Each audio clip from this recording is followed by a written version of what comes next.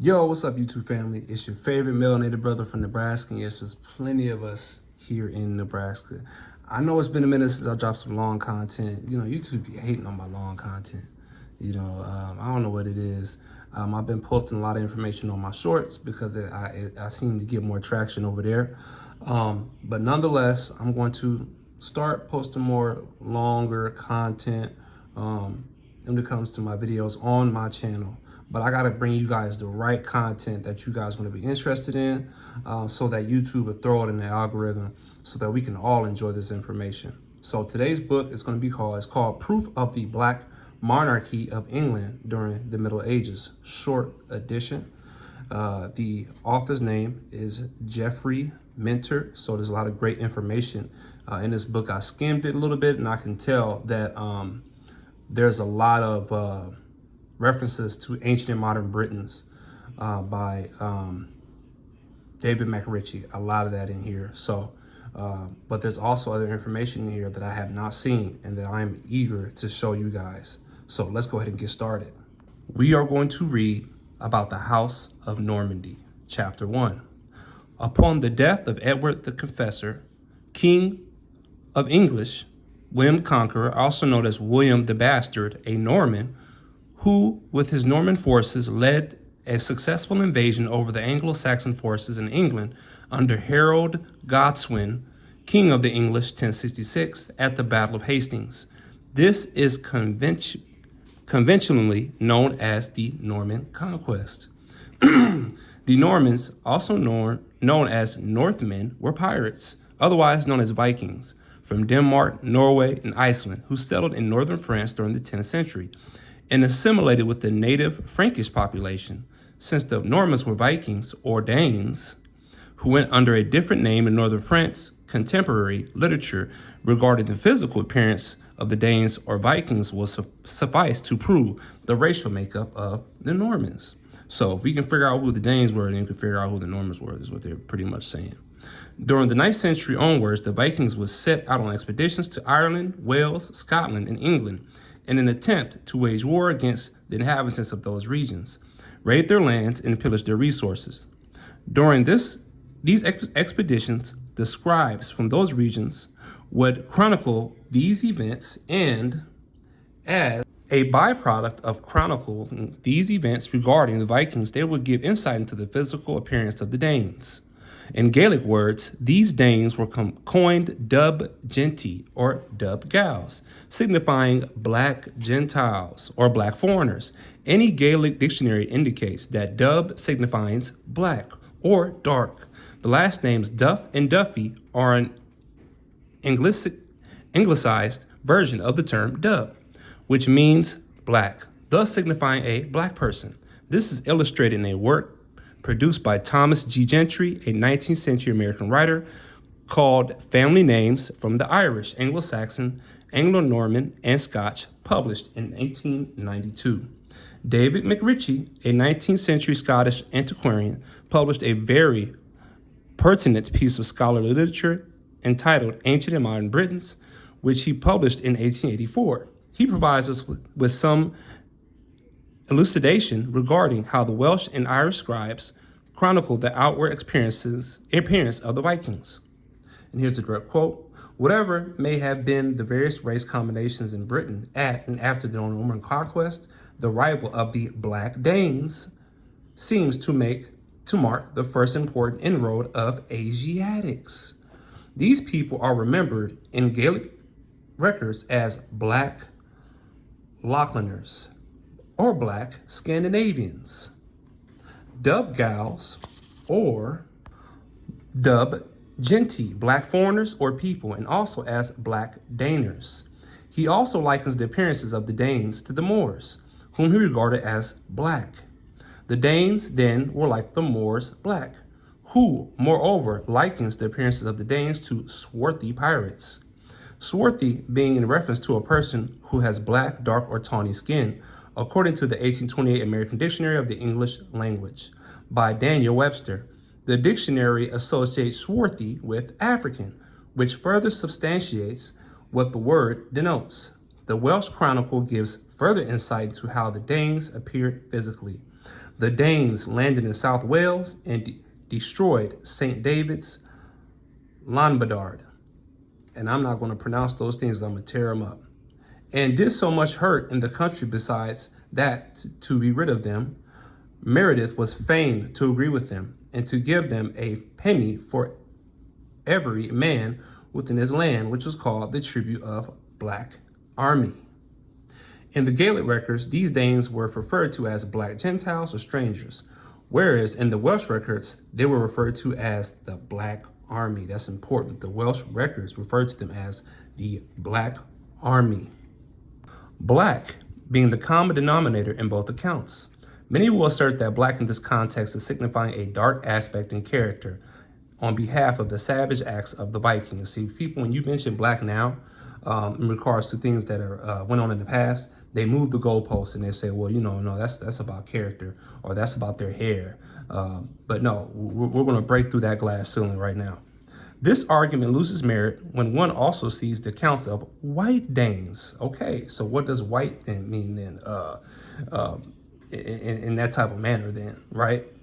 Being referenced as fair-skinned. This overt distinction between the Danes allows one to conclude that black, being used and associated with the Danes, is physical, otherwise a contingent of Vikings would not be referred to as fair, which is true. When fair isn't being used to denote a person of a lighter hue, it's being used to denote a person of goodly appearance.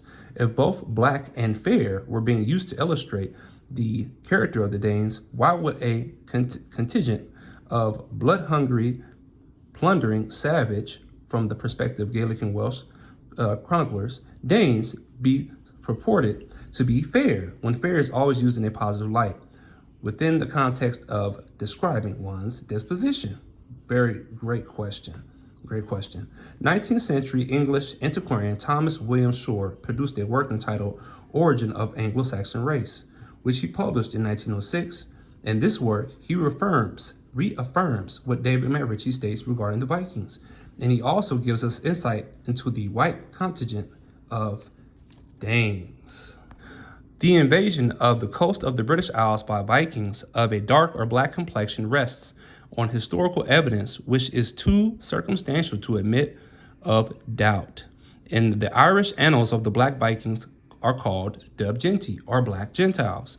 These Black Gentiles on some occasions fought against other plunderers of the Irish coast, known as the Fair Gentiles, who can hardly have been other than the Fair Danes or Northmen.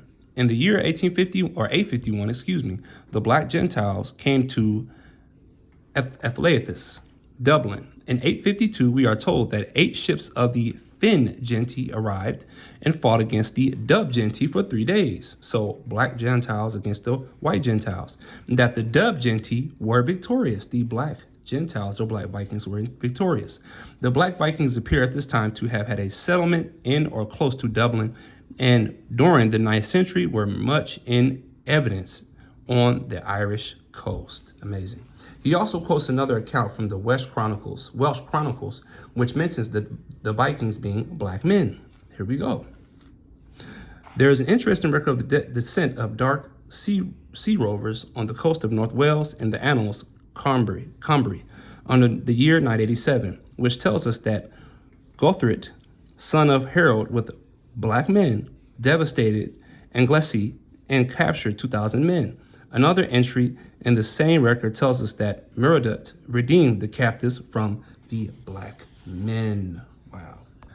I shall hereby quote a few more works regarding the racial makeup of the Danes, Vikings, / Normans from various authors, and thereafter provide some visual representations to reach an outstanding conclusion. Celticism, a Myth by James Cruikshank Roger, published in 1884, states thus: on the contrary, we know that many of the Danes and Northmen were black, and the Danes were not Celts. A History of England and Wales from the Roman to the Norman Conquest by T. Morgan Owen, published in 1882, states thus: upon the arrival of the Norsemen at Bootington, we are informed by Matthew of Westminster that they were received with great respect by their fellow countrymen who had built a town there. Probably they were the remnants of the Black Normans, who had visited Trey Baldwin in 890. Other authorities assert that they either entered a fortress or fastness or threw up for themselves a fortification.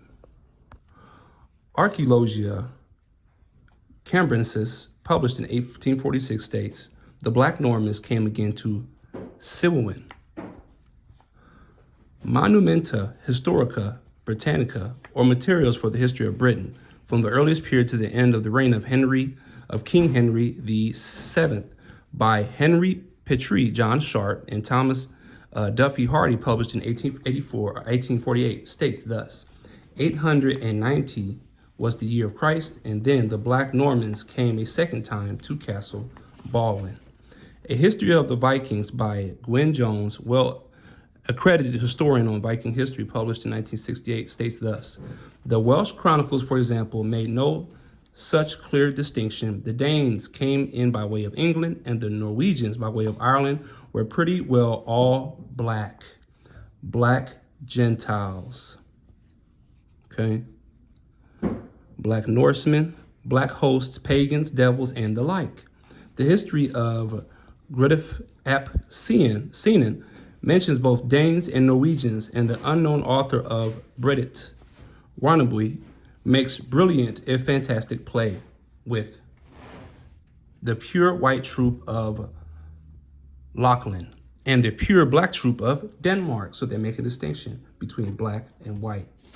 There, one has 5 scholarly works which mentions the Vikings, Danes, or Normans were black. Now, one can begin to analyze how well the visual illustrations align with the scholarly literature. So I'm gonna break this up in 2 parts. One, the first part, is you got all the sources and the illustrations and the books that mention black Scandinavians, black Danes, black Vikings, black Norwegians. And the next part of this content, you're going to see pictures, you're going to see money, you're going to see artwork, that visually shows a Negroid type of people. So this content is great, y'all. This is amazing content. This is an amazing book. It's not that costly. I got it on Amazon. Proof of the Black Monarchy of England during the Middle Ages, short edition. There's also another great book that you guys should get if you're interested in things like this. It's called, has something to do with John Mackey. John Mackey, he was a spy, and he went to the nobles of England and actually got a physical description of these nobles, and they were black people. So hope you guys enjoyed this content. If you did, please like, share, and subscribe, and I'll be more than happy to bring you a part 2. All right, peace.